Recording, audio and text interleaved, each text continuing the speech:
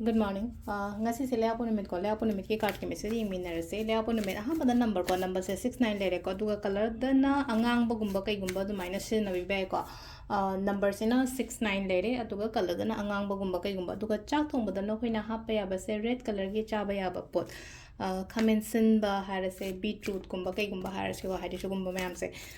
ching su bada kitang machit ang khatang ka ko laga du mai taraga hapsan bi ba ko adu malere ko adu ahamada koi card ki messaging minner se ko se aina card spread to issue tegi card hum katang thok chage ko card hum se card number 1 se da leire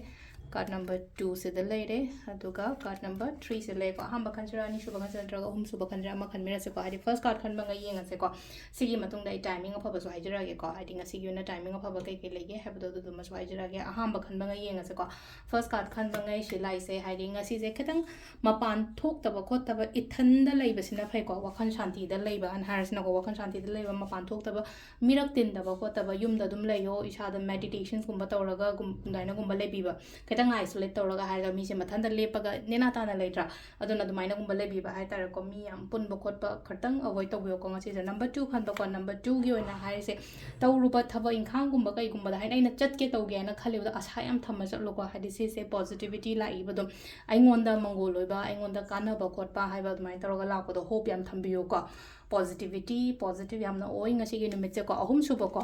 suba sina mu leina ko hadi mi gi mateng gumba taw ko mi mateng taw matam da aingonda he na dum la kani basilena ko mi sina hadi mangonda dan taw gi type dumai tawraga mala aise aduna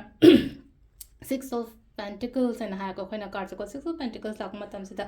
donation charity gumba kai gumba taw sida hadi akhoi da kana ba oigani ko hadi mi du su harau jarni do akhoi da su kana ba lak da return da aduni ko silai se ko timing ne ki pung nipan ga mini nipan da gina pung baro ga me yankhai phaung le re ko adagi mo pung ani ga mini kun manga daina ahum ga mini yankhai mapan phaung le re adagi mo pung taru ga mini yankhai mapan daina nipan ga mini kun manga se nungdang gi ni ko aduga nungdang a theng bena mapan ga mini yankhai daina nongalam dai hing